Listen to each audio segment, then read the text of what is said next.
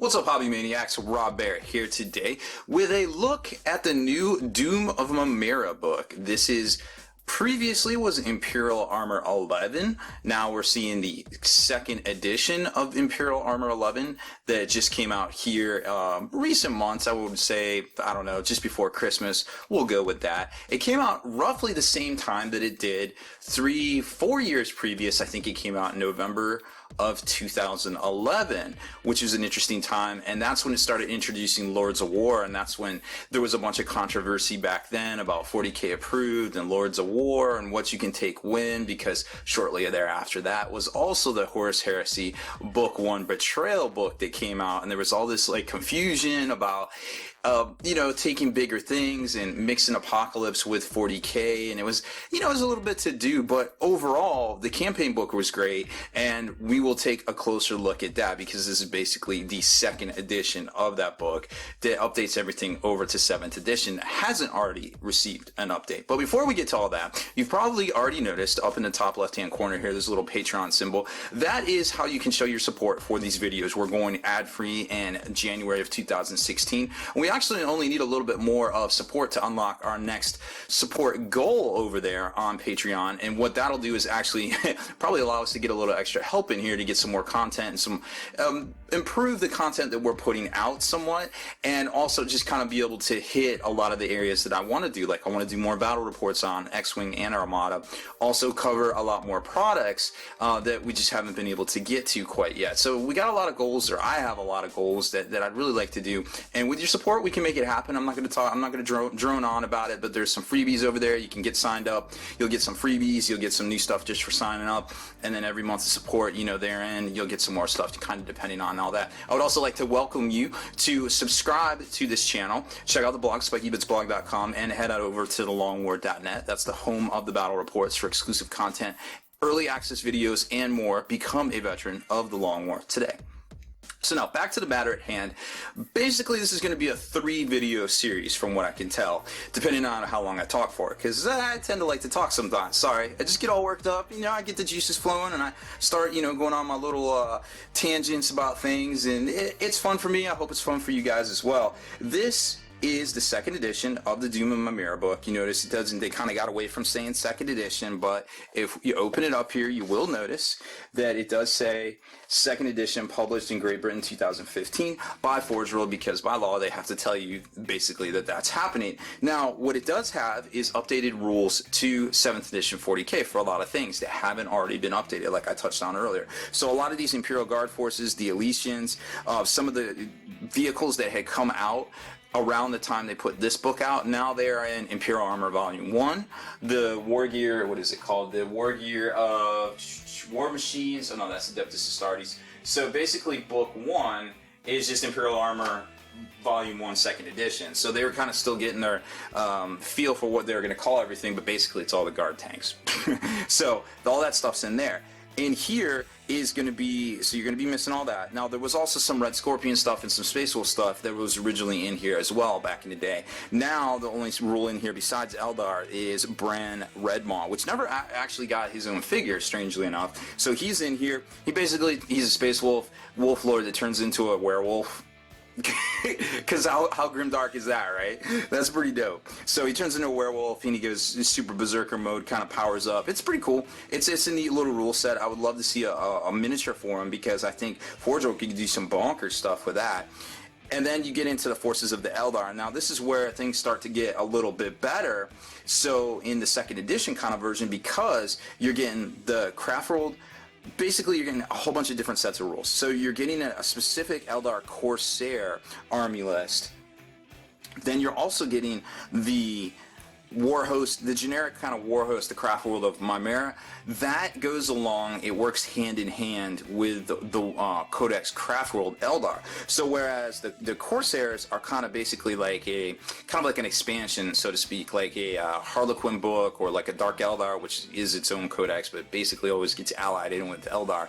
That's basically what you're looking at there. And it's along the same lines of the Harlequins, like basically everything's into groups, where the Harlequins are into troops, but these guys are into what they call coteries of basically mini force orgs, mini what do we call it? Well, mini battle forge, I guess, kind of little force groupings. So we'll get to all that. Now, the second video is going to be basically breaking down the Corsair army list, and the third video will be breaking down the rest of the Codex Craft World Mymeara.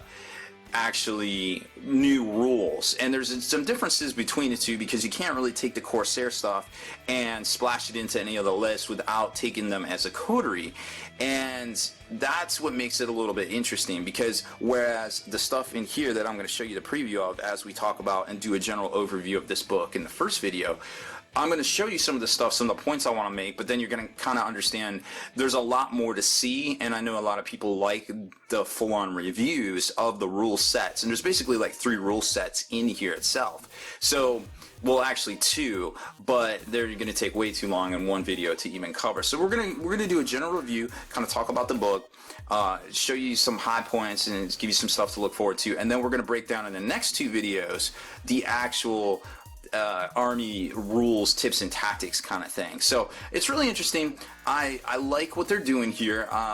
Unfortunately, Eldar probably doesn't need any more new rules, to be quite honest, but that being said, they needed to go back and they needed to remake all their books. So basically, all that's left now is the Badab War series, and rumored to be on the horizon now is something with Adeptus Mechanicus, along with the new Tau, and also splashing in some Marines of some sort as well. So we'll get all those new Knight rules, we'll get all the Tau Supremacy armor, we'll probably see some new Tau stuff, if I had to guess, that will get showcased at the Weekender or some other event towards the summer. But if I was a guessing man, I would say we will see, here's my predictions, I would say we will see a new Heresy book, book 6 Retribution, around springtime, generally around March, April time is when those come out. Then probably around late July usually is another slot for a book. We'll probably see the new Tau Imperial Armor book, and then towards the fall, you know, towards that November time slot that always seems to get filled,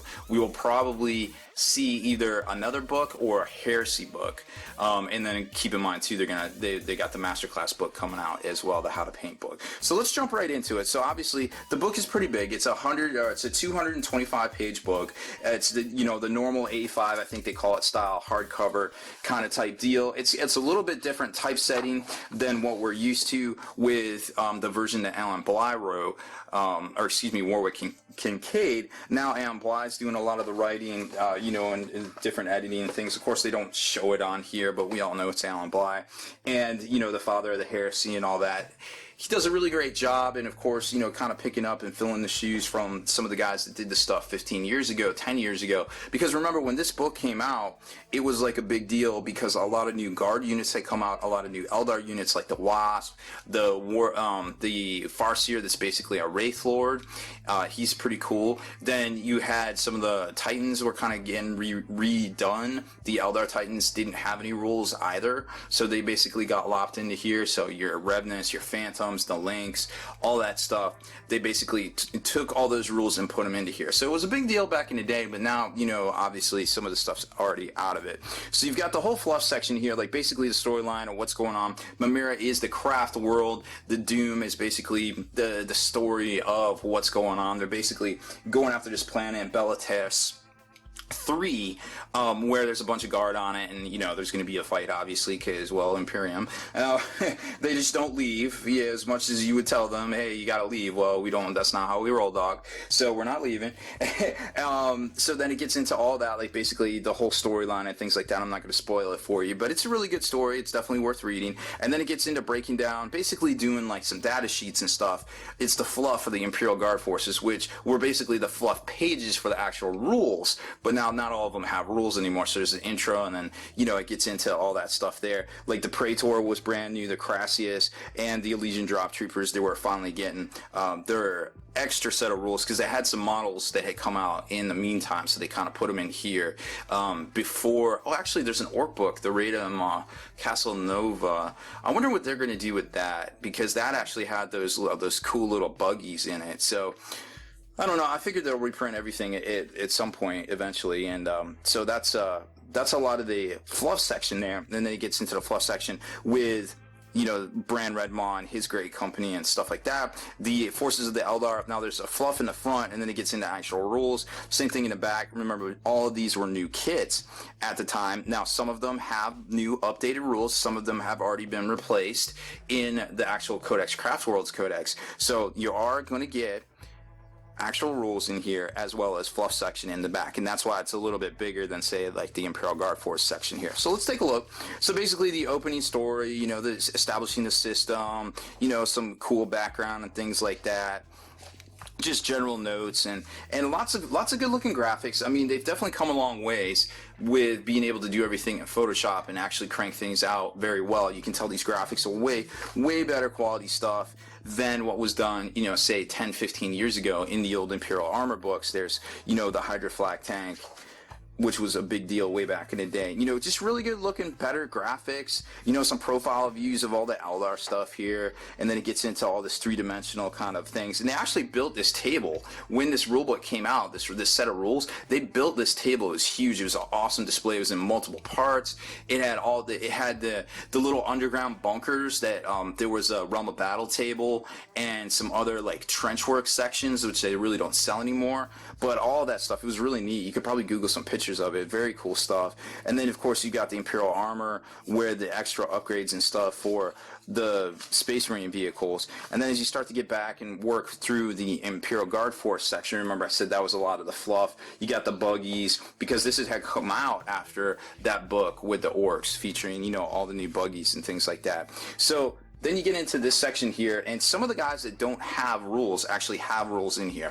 And this was one of the things I really wanted to show you, because you see up here in this corner, they basically, remember, there's no more 40K approved stamps anymore. There's just basically experimental when they put the sheets out for download on their site when they're selling the models, and then eventually they get worked into a book, and then they're quote-unquote legal. But that seems to be the only distinction between things these days, right? So you got that. So if you want to field, this commander here, the commander of the 6th Cadian Armored Regiment, he is an HQ, and he is part of Astra Militarum faction, so he is part of the book. So as far as anyone can tell, this is 100% legal for fielding him as 40K, taking him in 7th edition, and you can just treat him as another HQ choice, a force commander basically, for Imperial Guard, or Astra Militarum, excuse me. So there's a lot of cool little things like that, and we'll go over that in the actual rules section. And then it gets into, basically what's going on, and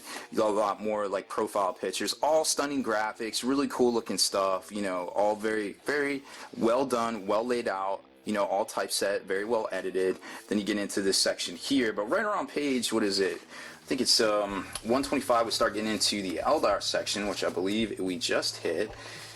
Yep, 125, and then so you're going to actually see some rules in this section, and then we get into the army list section around 150, and then around page 180 is where we actually start hitting the rules, supplement rules for Eldar. So here's where we start hitting some of the Eldar rules themselves that aren't specific to the Corsair army list, like this particular person right here, the Shadow Spectre Aspect Warrior, that's just been around for a while, and they're actually not too bad. They've gotten better. They're not like, super amazing. I mean, Warp Fighters are still better than them, but they got an upgrade, so to speak. So here you can kind of see the rules here. We're not going to go over all of this. I do like the mechanics of the Hollow Field and the basically how they can make people fall back and do different things, but overall I think if people have them, they're going to play them, but people aren't going to go out of their way to like scoop these models up because they're like OP and they need them to win, so to speak. Then we get into the Corsair section, which is right about page 150, like I was saying, and this is where it gets a little bit different, because like I said, you have the coteries, and each coterie is specific, and you get to choose command benefits, but you can only choose ones that you haven't chose already. So it basically makes you start up here, which gives you no benefit, and then you kind of work down primary, secondary, and your optionals and stuff, and you can get more coteries, which we're kind of gonna go over basically how how they're good and how things like that. But that kind of gives you a general idea, and then they have psychers that are really bad. Like I wouldn't take them, but they also have something that's kind of like a bone singer that is also really good. So I would definitely take those. But everything, there's risk versus reward when it comes to any army list. special rules, a couple different things, some specific Eldar war gear to them. So there's stuff in here. There's definitely content that you can pick up, and then you can kind of see. We get to this section, and this is part of the Corsair book, the Corsair specific rule set, and you don't have those symbols. It doesn't say Eldar. It doesn't say Codex Craft World. Excuse me. It doesn't say HQ. It doesn't say Codex Craft Worlds. You cannot take this guy in your Eldar book. He is not an ally. You have to equip him in his little, four sword kind of thing right here, the coterie, in order to ally him in with, Eldar, Dark Eldar, or Harlequins. So be very careful, if you're planning to field some of these guys, or you're playing against somebody that is fielding these, that they don't make that mistake, because it's easy to do when you have the rest of the book just splashable in different army lists, and then all of a sudden this one right here isn't. So just keep that in mind. It's just a little something, a little nuance that bears mentioning. It's definitely worth mentioning there. And then you get to the back here, and you get into and they can also select, they have their own Lords of War slot as well. So they list a few things there which are going to be duplicates of what's over here on the next pages as well. Then you get into Warhost, the Craft World Mymeara, and that is basically works together with the Eldar Warhost as well. So kind of like their own little Decurion, but you can kind of choose and mix and match and kind of put them all together, and that's where this is right here, because it works off of the same auxiliary and core that the Codex Craft World Eldar does. So keep that in mind. It's not kind of a standalone, it kind of works with the Eldar Codex. And then because this isn't a full codex, these are just extra rules and new rules. Like you got the Hornet, you don't have the Falcon, but you do have their extra formations here, which become part of Codex Eldar. Right there, you can see it in the background, so keep that in mind.